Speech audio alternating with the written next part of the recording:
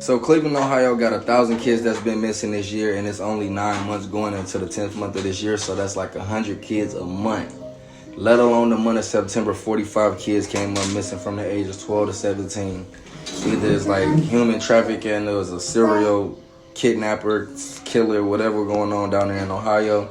I know that's too close to home. I'm gonna pray for everybody in Ohio, Cleveland specifically, and I just hope everything be okay. Keep a close eye on y'all kids, and yeah, stay weaponed up, stay strapped up. We turn now to a frightening trend in Ohio. Children disappearing in record numbers. According to the Ohio Attorney General's office, more than 1,000 children have been reported missing so far this year, with a large number of those disappearances happening in the Cleveland area.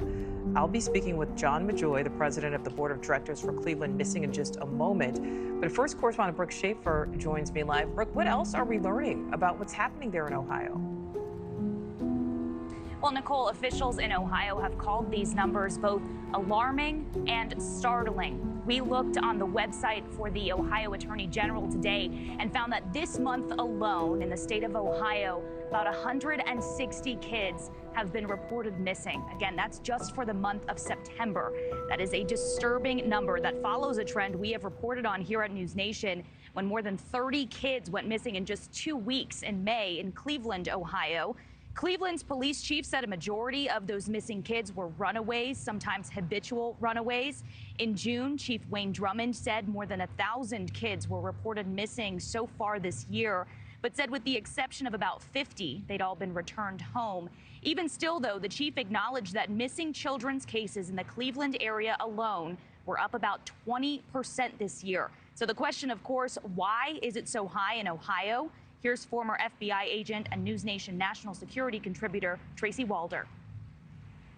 They do rank fifth, in human trafficking. That's actually pretty high for a state that's not as densely populated. I think we suspect, right, that it's, California or New York or Florida, and those are, higher ranking. But Ohio is actually extremely high if you think about it for the lack of population. It's a smaller populated state. It's not as densely populated. This is a peak time of runaways and of missing children.